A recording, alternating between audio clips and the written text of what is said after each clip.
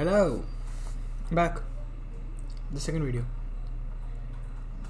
Here we'll make an app which does nothing. Has an app bar. Okay. So, and we'll go deeper into what this stuff is. So widget build is just like a function that returns a widget. Okay.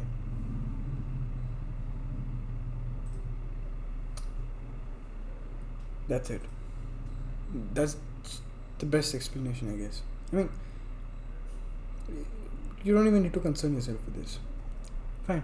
So just focus on the code. Ignore this stuff. What gets returned is what gets displayed on our app. And in the future, we are going to do pretty advanced stuff, like quite some advanced stuff, like storing stuff in MySQL databases. No, not MySQL databases. Sorry. That will be handled by a plugin. We're going to store data.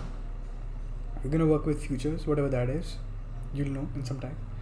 So, to-do apps are advanced enough to get you started into Flutter app development. It's good enough. So, let's return a material app. Now, what is a material app? Material app is a material theme. If you don't know what material is Google's theming guidelines, and they're pretty generic. I could show you how they are. Material UI. Wait, I forgot their website's name. Yeah, wait. Material Google. Yeah, here they are. Material.io. Yeah, and they just give you guidelines.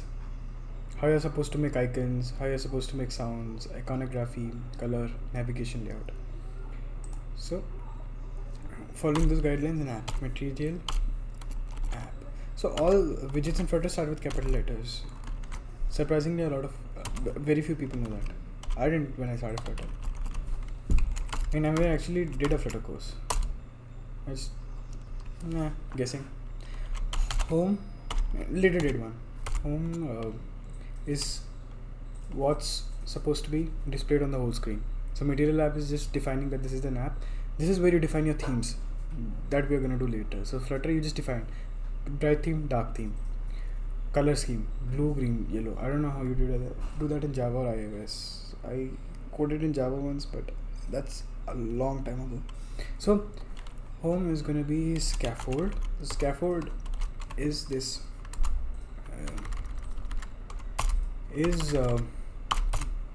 your base. In a material app is just a bunch of properties, and then in home you tell like what's supposed to go in there. So a scaffold, you can put other types of UI elements like containers, columns. Container is something, it's pretty literal. Container is something you put stuff in. Column is a list of a widget where you can put a lot of stuff in, raised buttons, normal buttons, like that. So, but we normally go with scaffold, and in scaffold we put our app bar, we put our body. Later I'm gonna remove the app bar and make more advanced, better looking app bars, because the default material app bar is terrible. At least it looks terrible on most phones, and looks too overrated, like it's everywhere. So, but for now we'll go with the default app bar. It's just a property, pretty cool, huh? App bar. There you are. So for a property app bar, so Flutter is all about properties. You have a function, you have these widgets, it has properties. If you give data to those properties, see, app bar equal to app bar, and app bar has properties. You just define app properties and you get a UI, no XML, nothing, one file for everything. And then your home, so your body inside your scaffold, that's gonna be a column. Let's put that a column. Let's keep that. Let's put. What should I do? Container. Yeah. Container is something. It's a UI element which contains stuff. You can put a child to it.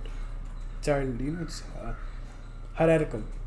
You have material app in which you have a scaffold in there. You have app bars and containers. Container has a column. Column has multiple stuff. column has rows, and yeah, that's how you make a UI. So let's run it. Control Shift F5, other button. Here you are. Huh? Cool. In 5 minutes, you have an app with an app bar. This debug things looks, I don't know, it doesn't look good. I don't like it. So in your material app, you have this property, show debug banner. Yeah, debug show check mode banner equal to false. Yeah. Let me check. See, it's gone. Control S. I just did that. And I've enabled autosave. It's pretty awesome. File autosave. You can work on terminals also. You know, if you're using Linux or macOS. I've made Flutter apps on terminals. It's good enough. But most of you will want VS Code, so I'm doing that. You know what? I thought I'll just go up to this, but I might write some text in the middle of this app, right? This white portion. So child, that's a property. Containers property. It's pretty simple. It's hierarchical, so you have parents and children. So the child of container is going to be text. That's another widget. You just put a string in there. String, I think you know what that is, because this series assumes you know programming. Not in Dart, but in any language. The syntax isn't really hard. If you know C++, if you know Python, it might be a bit hard syntax and stuff, but you might have to go with it. You can learn Dart if you know Python, so you understand how this stuff works, classes and futures and all this stuff. So futures are also called promises in some languages. I'm gonna type here hello world because it's compulsory, right? Control S. Hoo-hoo. It's looking terrible, but still. Let's put a title to our AppBar also. Title, yeah, that's a property. And then here you have to supply a widget, I guess. Hello world. Woohoo! There you are. Hello world, hello world. Awesome, right? Simple. Okay. In the next video, we're gonna do some serious stuff. We're gonna make an AppBar, a list below that, a basic. That's gonna be a long video.